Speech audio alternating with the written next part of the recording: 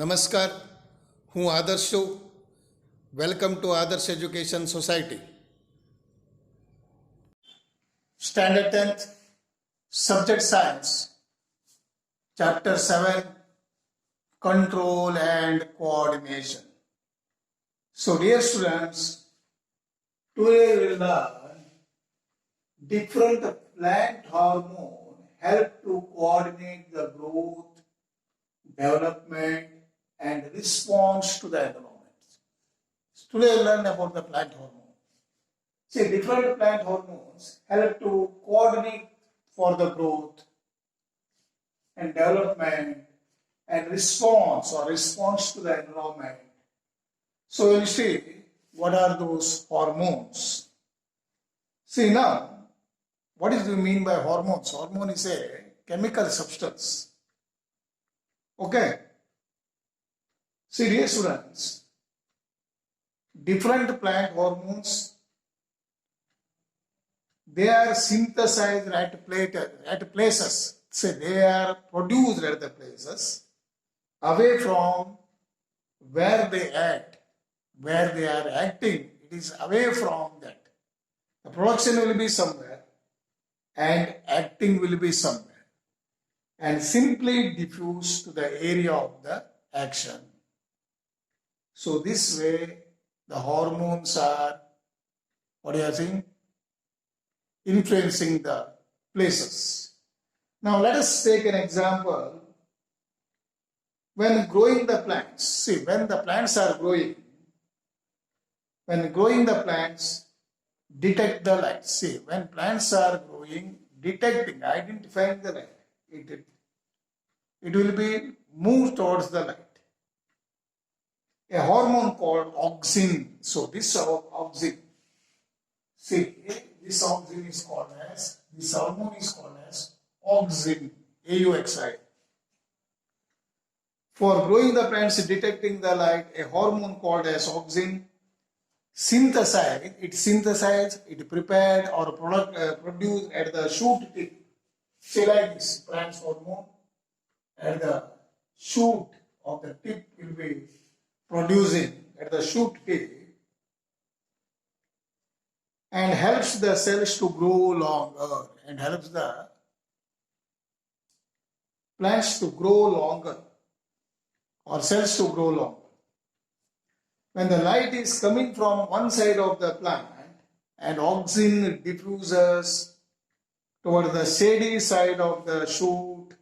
See, look here now. So here it will be there. And this is away from the sunlight. See, for example, we'll make like this. See this one, the shoot. When the light is producing, so this auxin is away from the sunlight. So that is why this part will be moves faster than this part. So that's why it towards the sunlight. It is towards the sunlight. The plant moves towards the sunlight. And help the cells to grow longer. When the light is coming from one side of the plant, auxin diffuses towards the shady part. Towards the, see, this is producing here straight. And this will becomes like this, shady part. So this is the sunlight part. And here shady parts will be spreading the auxins. Okay, this concentration of the auxin stimulates the cell to grow longer on the side of the shoot, on the other side of the shoot, which is away from the light. Which is away from the light. So thus the plant appears to be bent towards the light. So that is why the plant appears to bend towards the light. Okay, got the idea, students? Now the second one is, another example of the plant hormone is gibberellins. See, Gibberellins. Gibberellins.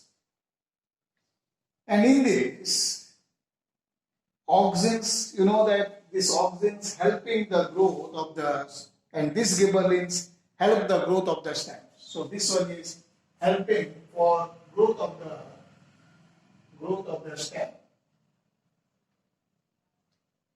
And this one is oxygen is helping the shoot of the plant, and this one is stem part. And now third one is cytokinins. Is cytokinins. So this one, the third hormone, promoting the cell division. So this is very important one, dear students.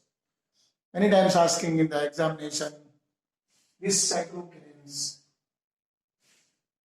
promote the cell division, and it is natural then that they are present in the greater concentration.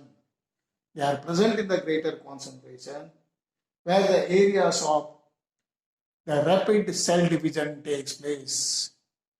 Where the areas of the rapid cell division takes place, there will be cytokinins will be releasing more and more.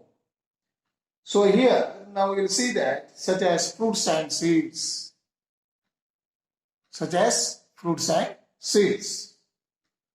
Okay, these are the example of plant hormones that are helping in promoting the growth aspect. See, this is the growth aspect. These three hormones are useful. Now the fourth hormone is that, but plants also needs signals to stop growing. And this one, abscisic, ABSCISIC, abscisic, this one is another example of the hormone which inhibits the growth. See, this will prevent the growth, inhibits, that will prevent the growth. It affects include wilting of leaves, wilting. So where it will be affecting will be there, wilting.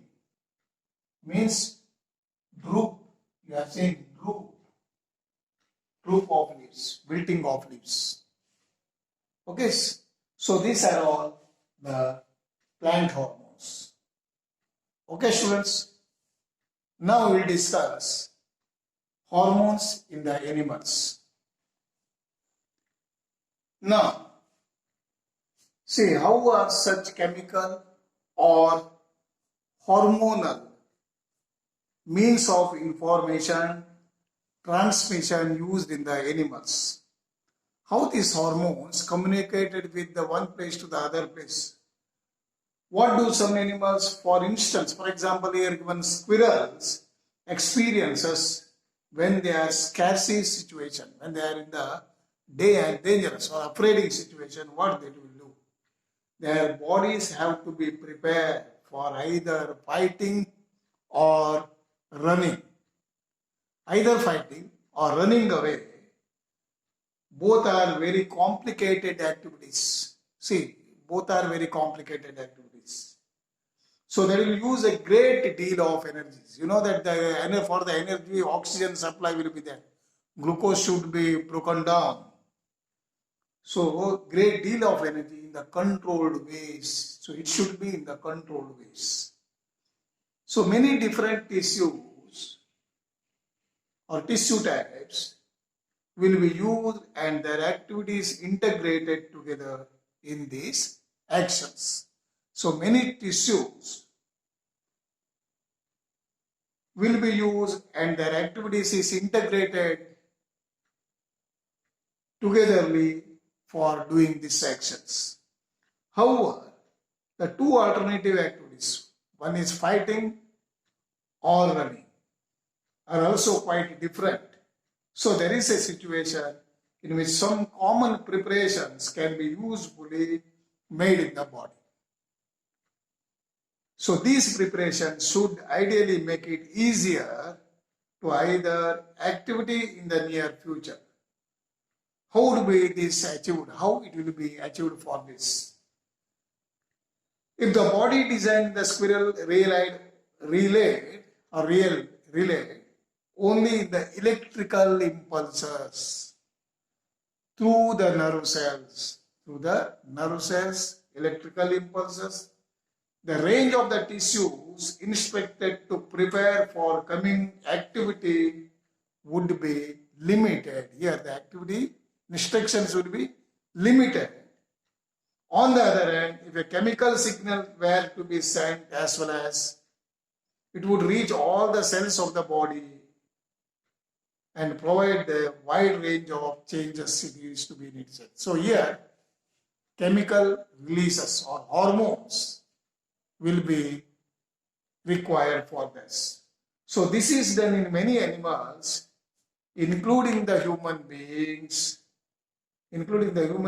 using the hormone that is called as adrenaline. So this adrenaline hormone. See, adrenaline. Okay, this adrenaline is done by the many animals, including the human beings, using that hormone that is called adrenaline, that is secreted from the adrenal glands. So that is secreted. So it is produced in the adrenal, adrenal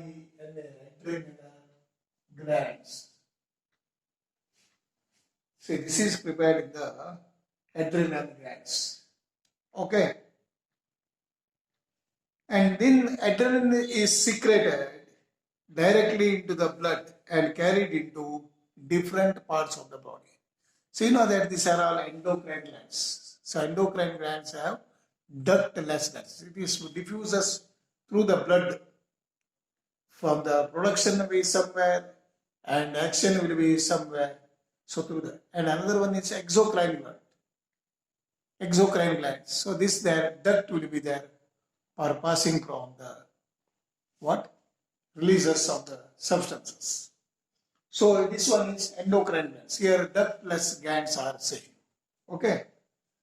See, this adrenaline is secreted directly into the blood and carried to different parts of the body. The target organs are the specific tissues on which it acts include the heart. See, the target it is the heart. As a result, the heartbeat is faster, resulting in the supply more oxygen to the muscles. So, the blood to the digestive system and the skin is reduced. So, due to this, the blood supply in the digestive system and the skin is reduced due to the contraction of the muscles around the small arteries in these organs. So this diverts the blood to our skeletal muscles. The breathing rate also increases in this because of the contraction of the diaphragm and rib muscles. Because of the diaphragm and rib muscles, the breathing rate will be increases. And all these responses together enable the animal body to ready for this reveal with the situation. So such animal hormones as a part of the endocrine system, which constitute the second way of control and coordination of the body. Okay. Now the second one is, remember that the plants have hormones that control their directional growth. In the plants, they have the directional growth. What function do the animal hormones perform now? On the face of it, see, you know that for the animals, it is not a directional. Otherwise, we cannot imagine their role in the directional growth. We have never seen the animal growing more in the one direction than the other. So, you have not seen some part are going longer, some part is lesser. So, like this, so for the animals, it is not a directional knot. Okay, it will become evident that even in the animal bodies, growth happens carefully in the controlled places. Controlled places. Plants will grow leaves in many places on the plant body. Plants will grow leaves in many places on the plant body. So you know that the plants, you see the plants, the leaves are growing in many places of the plant body.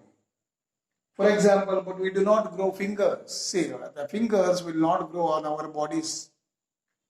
Okay, the design of the body is carefully maintained even during the growth of the children. So this is in the carefully controlled places. So, growth in the human body takes place carefully in the controlled places. Okay, students. So, remaining we will discuss in the next video. Till that, bye bye. Thank you for joining us.